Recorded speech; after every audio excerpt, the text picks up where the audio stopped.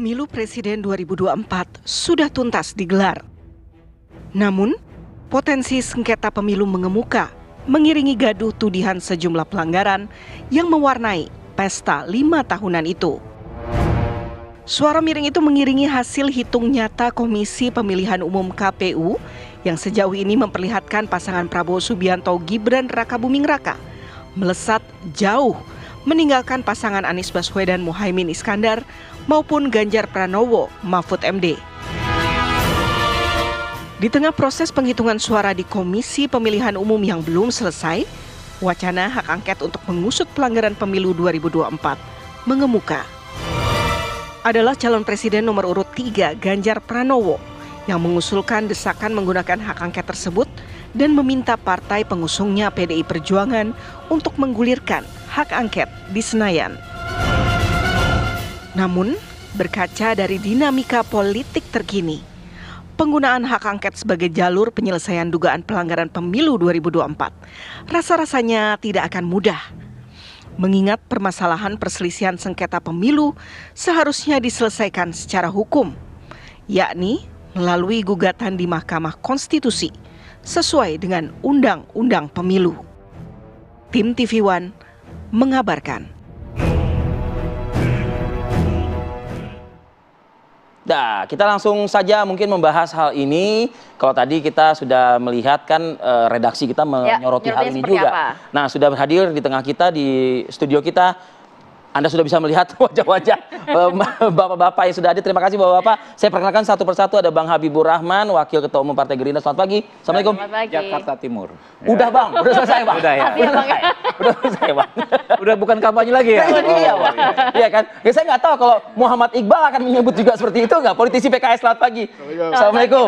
Waduh, dan juga ada Profesor Andi Muhammad Asrun. Beliau ini adalah Guru Besar Hukum Universitas Pakuan Bogor. Selamat pagi. Assalamualaikum.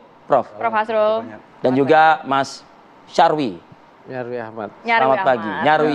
Satu Sarwi, satu Nyarwi, ada dua tuh. Ini Nyarwi Ahmad. Iya. Selamat pagi, Mas Nyarwi. Komunikasi politik dari UGM Jogja. Ya, Oke, nampaknya kalau mengenai sengketa pemilu jalur MK atau hak angket, saya mau langsung nanya ke Mas Iqbal. Ya. Mas Iqbal, kalau kita dengar dari kubu 01 ini kan 3 dari partai pendukungnya kan sudah 3 sekjen partai pendukung kan sudah menyatakan nantinya juga akan mendukung bagaimana langkah dari PDIP kalau memang benar-benar merealisasikan. Sejauh ini sudah seperti apa?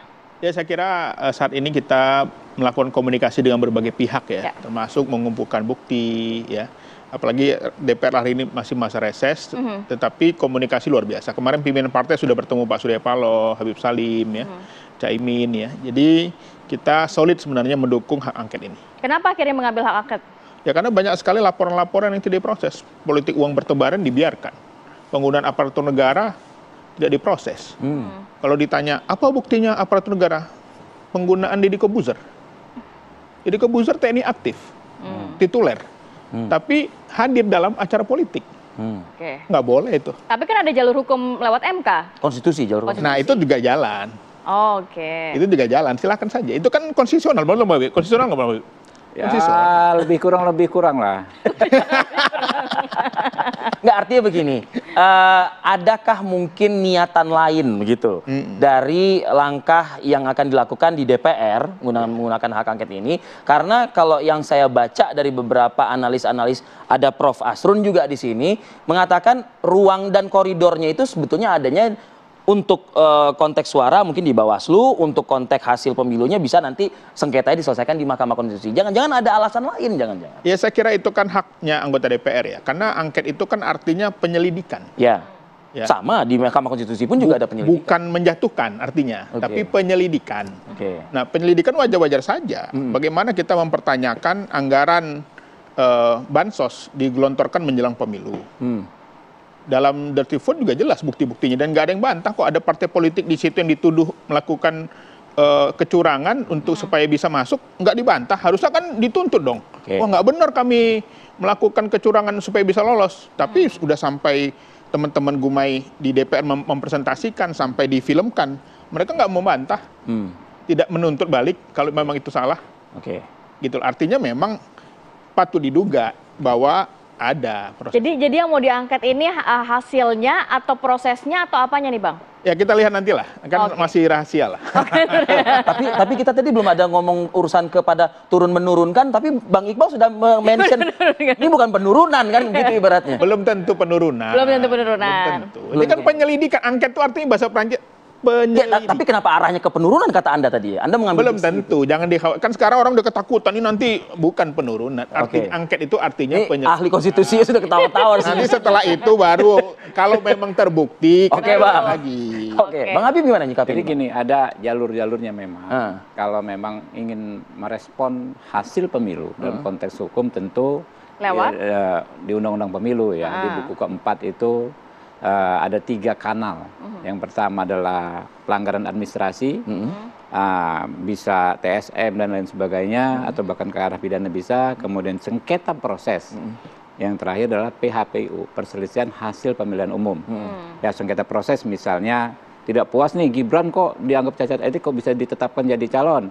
Bisa SKKPU penetapan Gibran itu bisa dijadikan objek sengketa proses. Nah, faktanya kan itu nggak dipersoalkan sampai setelah hasil pemilihan umum. Ada juga narasi-narasi sejak awal bermasalah, ya kan SK-nya apa namanya tidak sah pencalonannya.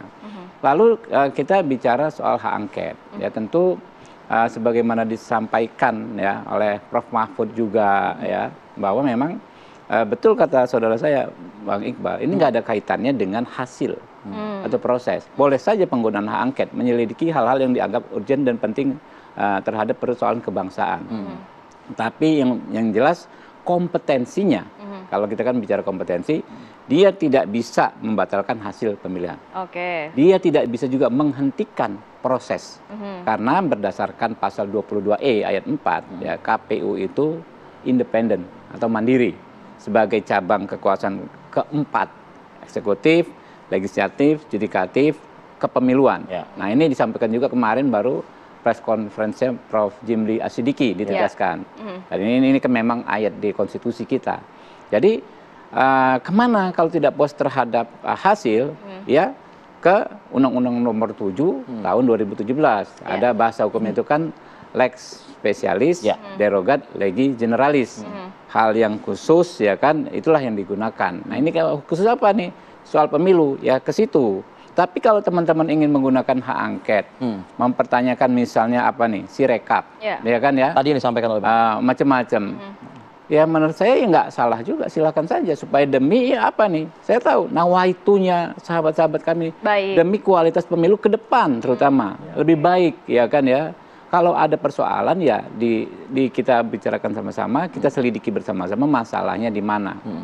Ya sama memang nggak akan ada relevansinya dengan hasil pemilu. Karena ini juga nggak ada relevansinya dengan salah satu atau beberapa paslon. Soal Sirekap ini apa kaitannya misalnya Sirekap dengan paslon 2? Ya toh di kita juga banyak persoalan. Angka yang kami catat berbeda dengan apa yang di ini. Dugaan-dugaan ini di semua tinggal kan paslon diperbaiki, ada ya? tinggal diperbaiki. Itulah sekarang yang sedang terjadi. Jadi memang kita tenang-tenang saja teman-teman ya.